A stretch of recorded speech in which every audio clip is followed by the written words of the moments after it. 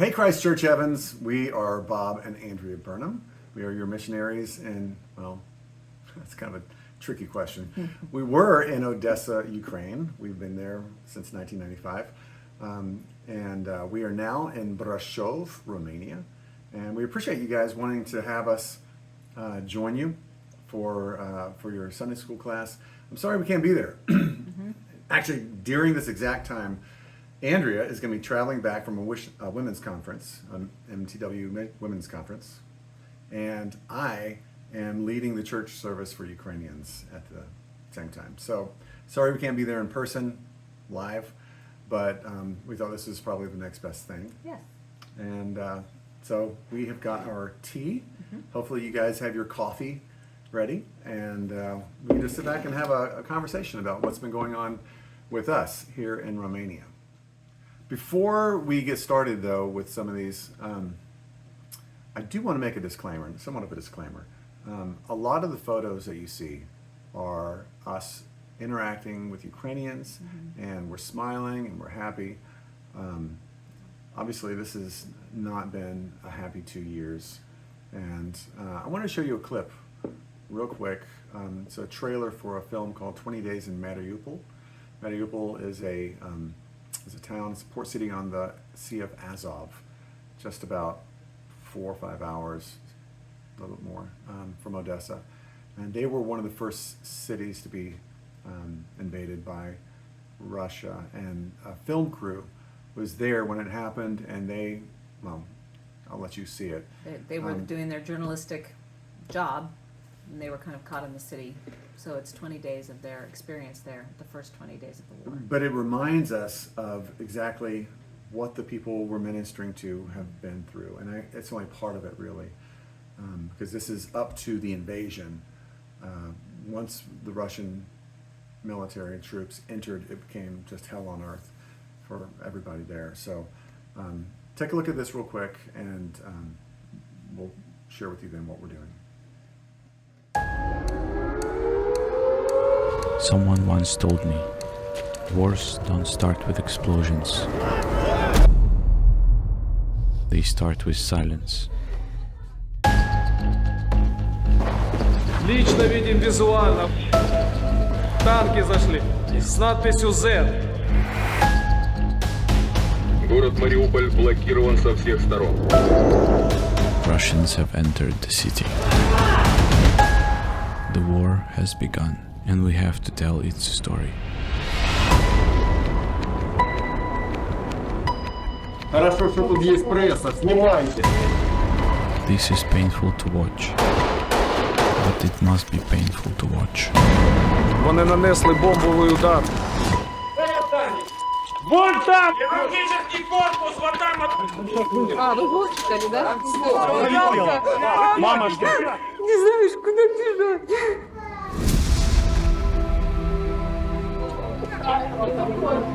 Чего расстроилась? Я не хочу, чтобы я умирала. Репортажи ваши не разошлись. Конечно, огромное дело сделать. Они столько пережили с мамами. If the world saw everything that happened in Mariupol, it would give at least some meaning to this horror. My brain will desperately want to forget all this, but the camera will not let it happen.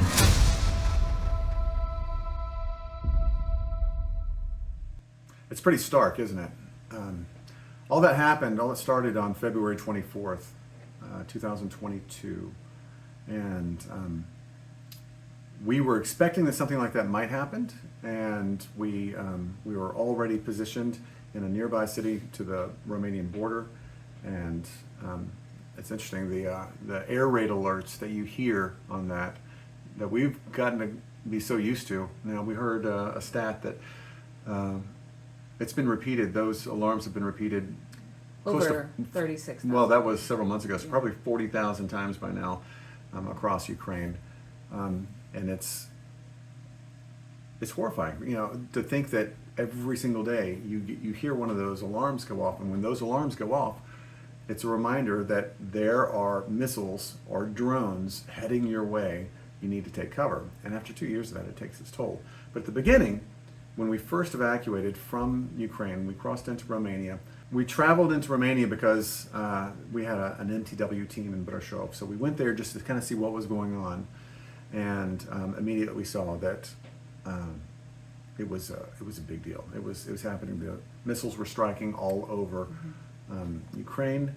And from the very first morning, we started receiving phone calls from friends in our church, Ukrainians, saying, we didn't think this was really going to happen. We don't have a plan. We don't know where to go. We need to get out of here. Can you help us? And actually, Bob and I were separated that first day because he had a real conviction, I think from God, that he should stay back while I went with the team across. Several of our members had been sick. They were recovering from COVID. One of them was a single woman, so we needed to get out at that point. He stayed, and that night actually was contacted by a previous church member who had moved to the States. Her niece and a niece's best friend were there still, and she said, I need them to get safely across and evacuate. And, people are always taking advantage of tragic and crisis situations, so she didn't know if they would be safe traveling as single women. So Bob said, I will go with them, absolutely. He packed up his things.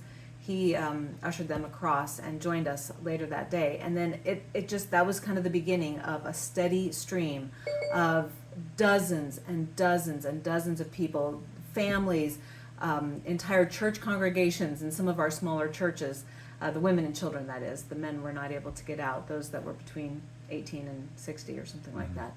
So they came, a lot of them knew where we were, they came to us, and by God's absolute provision and Romania's generosity, we found apartments for them. They could live there free of charge, and they were given food, they were given mattresses, blankets, pillows, things like that, and they started to settle in here, but we still had to deal with the trauma.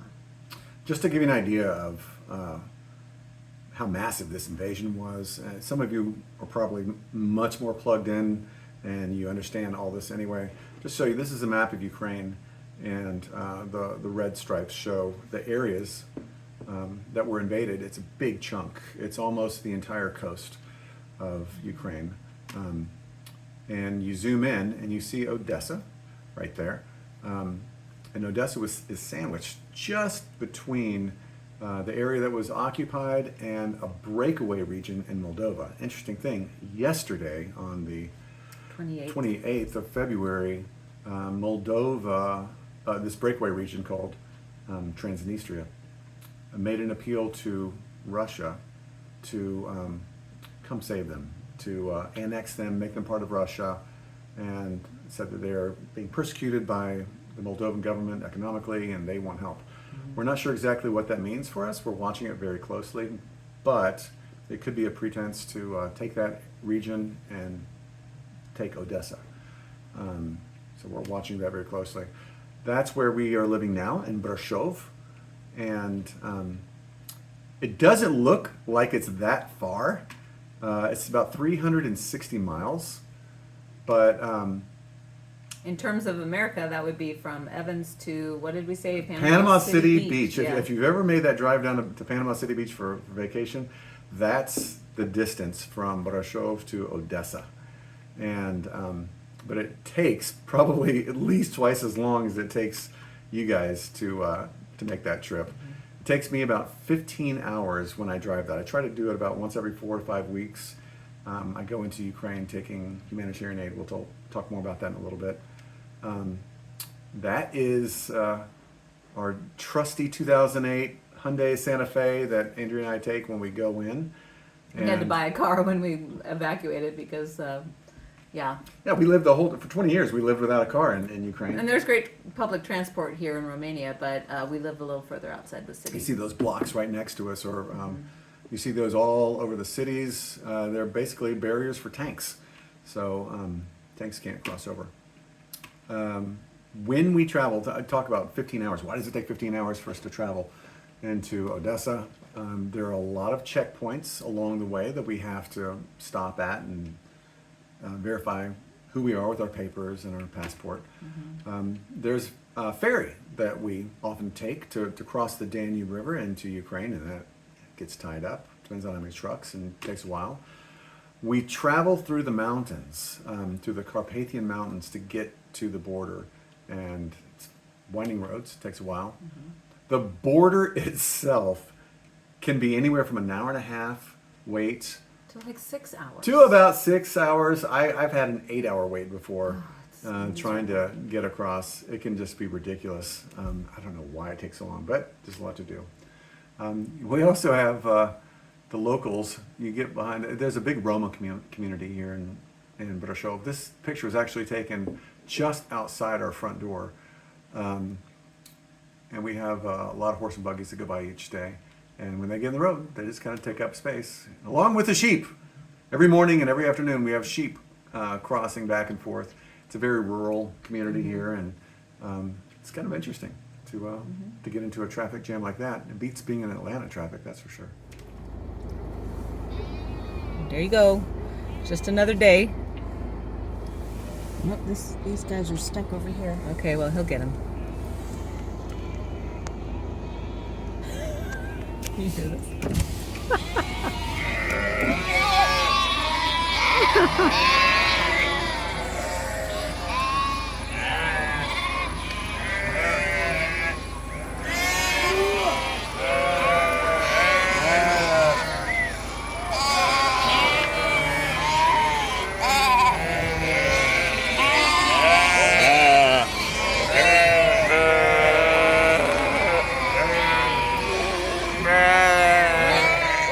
Probably is loud and stinky. It's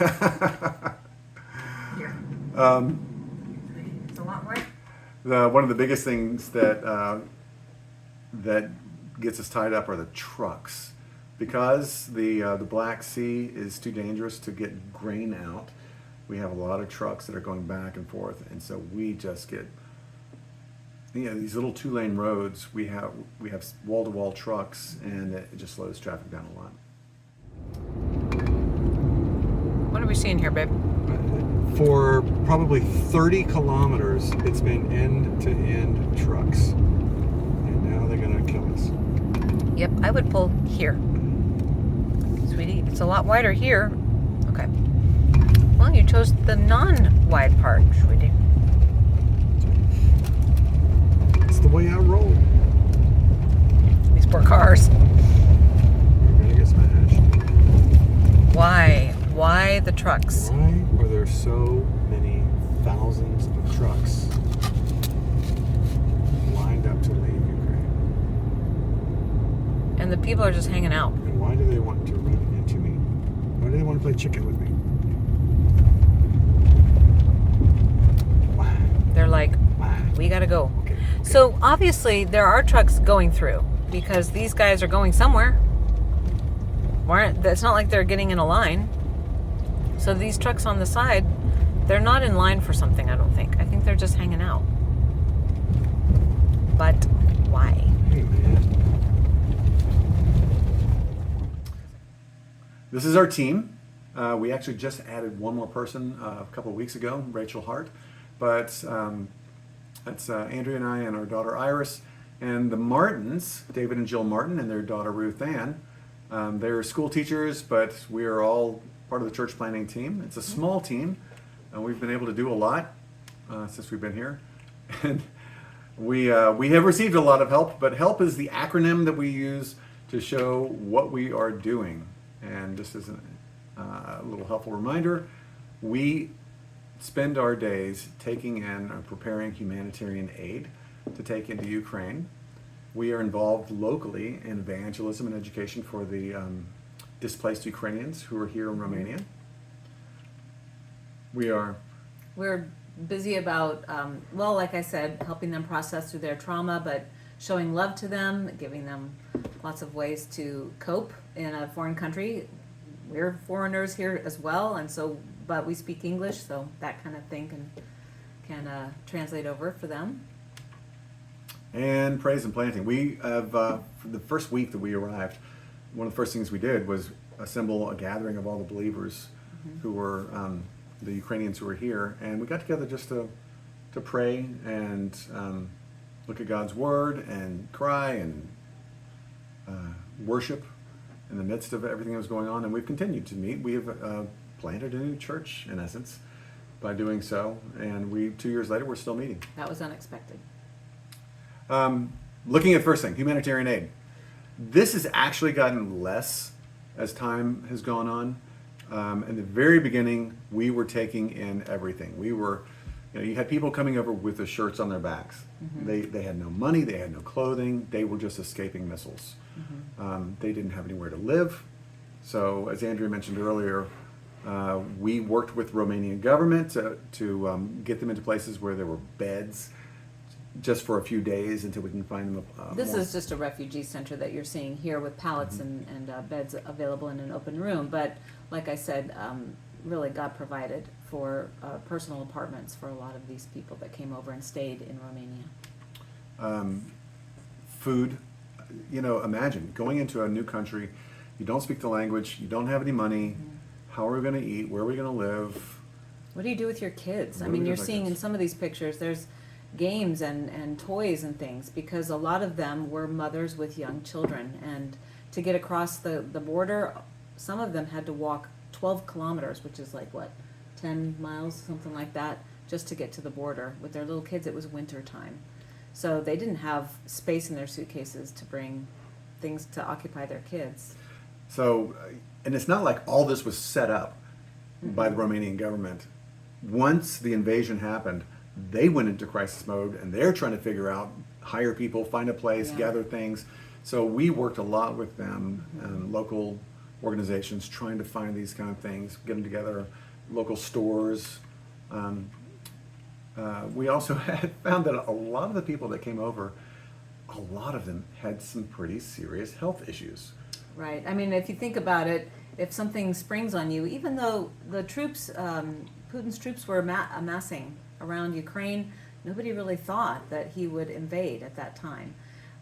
They just thought he was kind of making a show of force and trying to intimidate them. But when they did, they all had doctor's appointments and dentist appointments and procedures and things that had been scheduled there in Ukraine for that week or the next. So when they came over, they were still in the situation where they needed those appointments, that doctor's care. And so we had people with heart conditions and broken crowns and hearing aid, needs, and diabetes. Several people came over with diabetes and had no way to... No insulin. Yeah, to get their medications. So Andrea did a fantastic job. She was the go-to woman for understanding the Romanian healthcare system and getting people signed up and helping them navigate those very muddy waters. So there was that issue of humanitarian aid, and then there was just getting humanitarian aid back to the people in Ukraine. All of our churches were ready to help. They needed some things. So we had churches sending over bags and bags and bags of humanitarian aid, and we would gather them. Medical supplies, food. A couple of other missionaries here in Russia shared a big van, and we would just take turns driving it into different cities and getting humanitarian aid to the right people. Sometimes we would just go to the grocery store and just load up on diapers, not just diapers for babies, but for the elderly, because when those alarms go off, they go into the bomb shelters, and they could be there for 6 hours, 8 hours, and there's no bathrooms. So we were providing them with adult diapers, with food, with medicine, with generators. It was winter, so winter clothing, things like that they didn't have access to. Right. So we had, for a long time, remember there was an organization called Mercy Chefs, and they said, you bring a van up, we'll fill it up with free food, you just drive it in. So we did that as well. And our churches the pastors would distribute it to people in the community that were in need. This caused our churches to grow really quickly. But even after the humanitarian aid slowed down, the people continue to come to the churches. Right. Evangelism and education. You can From the very beginning, as Bob said, we organized a church gathering, and that has continued since that first Sunday after the evacuation. But since then, also, we felt the need for a lot of these women to have a Bible study or just even a place to come together, pray together, maybe talk about things that they were suffering through. So those women came over twice a week. We had a morning and an evening Bible study. We met in a mall because none of us had apartments that were big enough to host people, and yeah, and that's changed. We no longer meet in the mall food court. We have moved to apartments now. We meet twice a week, and these women are digging in deep, and they're looking at the words of Jesus. They're working through the Psalms. They're talking about how we deal with suffering, how we deal with prayer, the things that we ask God and learn from Him about our futures and our place with Him, like as given in the Sermon on the Mount or the parables. And right now, actually, this Bible study, a lot of these women were in this Bible study. Some of them have moved on. We'll try to show you some newer ones. But I was going to mention that none of the women who are in here are actually, still here in Burnham. This Yes. was in the first couple of months. Right. And they're still meeting. They met last night. Yeah, The they women come are meeting. online now because they stay with us, but we're going through Acts of the Apostles because it's kind of like the diaspora, those that are displaced, those believers that are displaced because of persecution. And so it's really fitting, and we're diving deep, and it's so encouraging to read through God's Word and see what He has to say to those of us that are experiencing a very similar situation. We say it's a bit of a revolving door because people come in. For the first year, they were receiving financial help from the government, so a lot of people came in. But then when those finances dried up, they couldn't afford to stay here, so they went to other countries that could help them, or they went back to Ukraine if they just had nowhere else to go. Right. And we helped some as long as we could to stay and help them find jobs, but some just had to move on. But other people have come in, so it's And actually, it's been funny. We've had an influx of men that were able to get out for whatever reason. Sometimes there's a rule that if you have 3 or more children, you can get out, and they would come with their wives and small kids. And some of those men said, "Can we come to your women's Bible study?" And we're like, no, that's a time for us. But then they have a We have our men's own Bible study, yeah. right? So we're definitely seeing God reaching out through this persecution with His Word and increasing those that know about Him and are coming to love Him. Part of the evangelism is just finding more Ukrainians that are in the community and bringing them in. And so they're also doing some things. They've had cooking nights, Ukrainian cooking nights, to appeal to some of the women.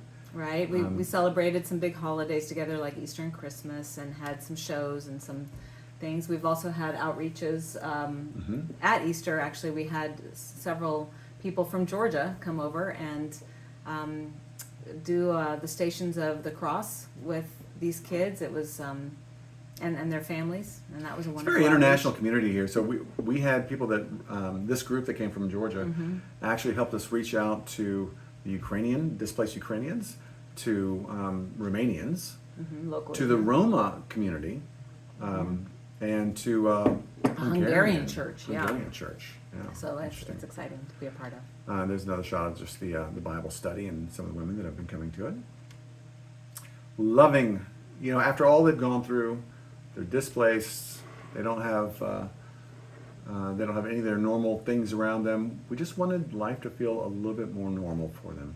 So that means having days when we go out and just go barbecuing, going on hikes in the woods, celebrating birthdays. We took them to some of the landmarks in Romania because there's some really beautiful things around Castles. here, and it makes you feel just to see that kind of beauty after you see the destruction, for instance, in that video of Mariupol. The things that they've left behind, so many of the women that are still here are here because their homes were completely destroyed. They have nothing to go back to. Yeah. Being creative, having some times of painting classes, just things that they can do together as a community and celebrate events like Women's Day. That's a big thing over here. That's coming up March 8th. You guys, That's right. Is that today? If you're watching this, right? They watch it on is it March the 8th? Is that a Sunday? March 8th. Celebrate your women. No. I think There's it's some past. shots of the of the castles we've taken them to. And celebrating birthdays, that kind of thing. Trying to make life more normal, just going out. This one particular family, this is Andrei Vakulenko. He's a pastor in Nikolaev, and he sent his family to us to take care of them, and he stayed in Nikolaev to run the church and minister to the community. But he was able to come up a couple of times and visit because they have so many kids. And I took him out for just a family photo session in Sunflowers, and that was their very first family photo that they've ever had like that. It's kind of fun. And just having fun with locals too. I'll skip all that. And of course, one of the biggest things that God has allowed us to be part of is planting churches. Again, we met that very first week, and everyone was in shock. We got together to pray, and they just prayed and prayed and wept and wept. No one knew what was going to happen. They didn't know if they'd ever be able to go back. They didn't know if their husbands and sons were going to be alive in the next week. So we just got together and prayed. It's David Martin in the front holding up a laptop screen, with yes. the lyrics of the hymn that we were singing. I mean, this is dead of winter. We're meeting in a kind of a makeshift Cold cafeteria basement, yes, and it was the only place that was big enough to house, what is this, 25 or 30 people. More than that.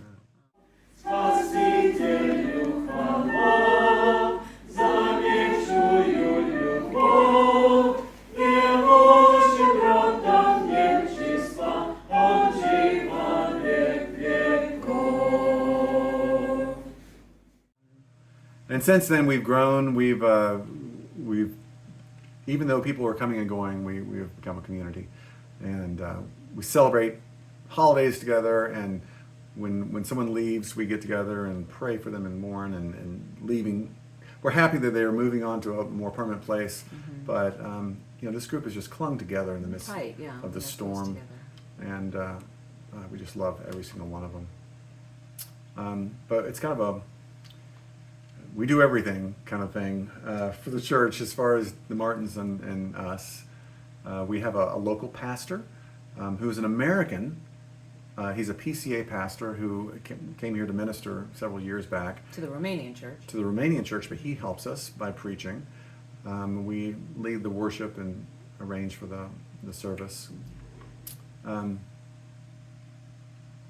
that's a big chunk of what we have been doing.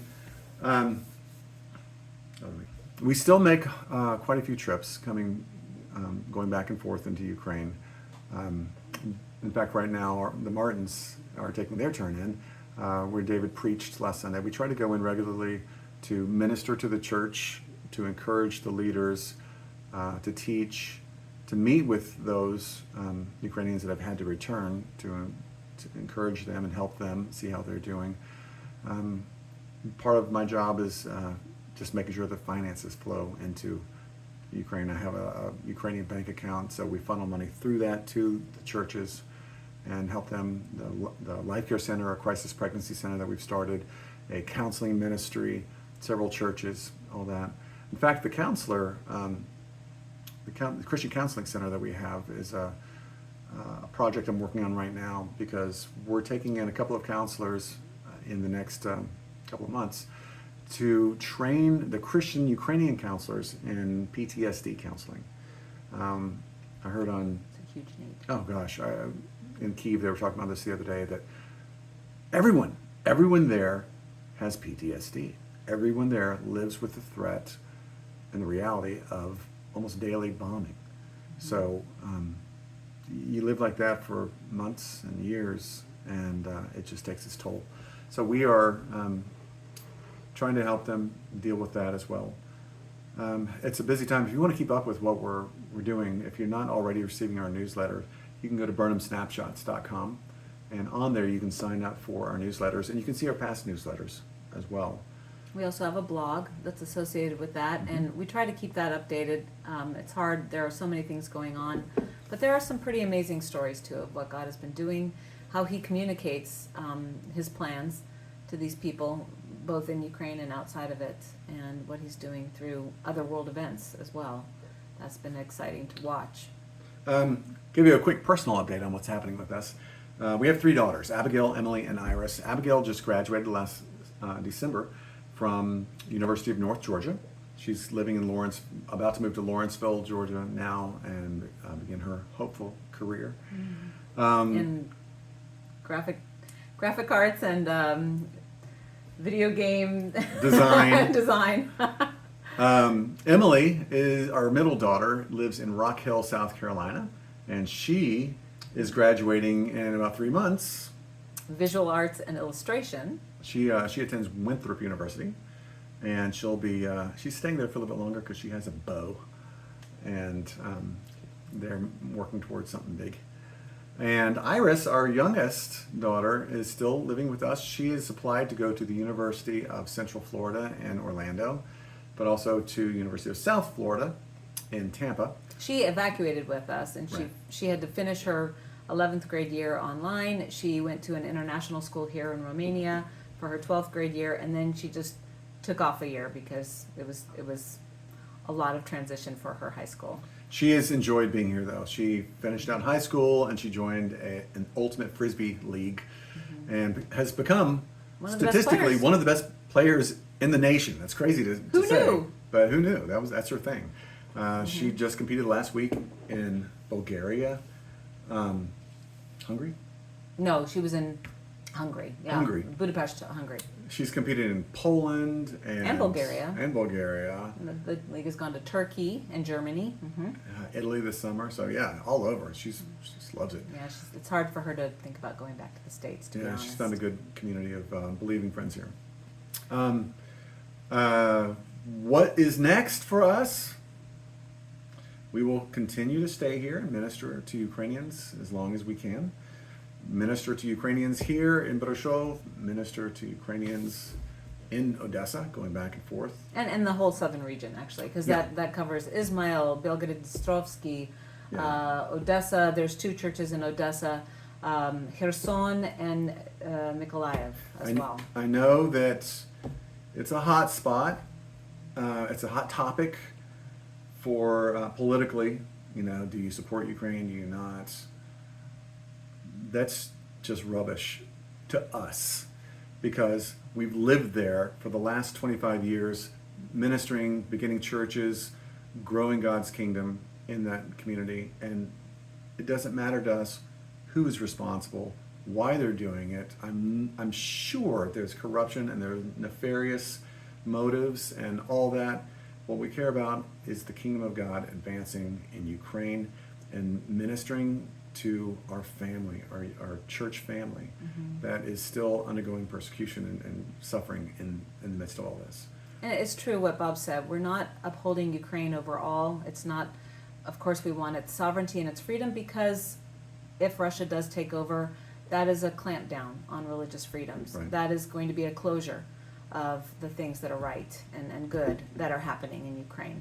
But it is the kingdom of God that we are pursuing. And We have a much to higher understand that. kingdom than Ukraine in mind. Right. It's not about the borders.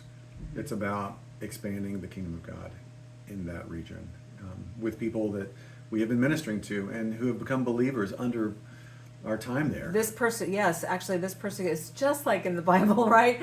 So many times God allows a persecution, and people through that have come to know Him, to draw closer to Him. And we have seen so many people that were involved with English clubs or whatever, community groups, things that we were able to drum up in Ukraine before, came here and met with the living God, understood forgiveness in Jesus, gave their lives over, trusted, and they see now God's plan. Even though it is a tragic plan for so many people in Ukraine, they are seeing that there is something better, something bigger. So I know that a lot of you have thoughts on this politically, whether America should support Ukraine. I understand that. That's a very important question to ask and go through. I'm not opposed to working through all that, but for us, this is what we're called to do. This is what we believe God has called us to do, and we will Right. continue doing it. And you make it possible for us to do that. So thank you very much. And thank you also. Oh, yeah. We just got this, actually. I think it was sent We got it yesterday. late January. Well, we don't check our mailbox very often, I guess, because we don't get much mail. But thank you so much for this women's group that prayed for us and that's sent nice. this nice card of an update to let us know that we're not forgotten. Thank you very much. Yeah, we love you guys. I'm sorry. We were on schedule to have an HMA, home ministry assignment, a furlough, 2.5 years ago. And then the war started. And Right. everything was changed. So we're here now, and one day we will get back there, and we would love to come see you guys face to face and Yes. hug on you guys and tell you thank you. But until then, thank you. You guys take care. God bless. Keep expanding God's kingdom right there where you are, and And pray for us as we do it here. yeah, thank you. Bye. Bye.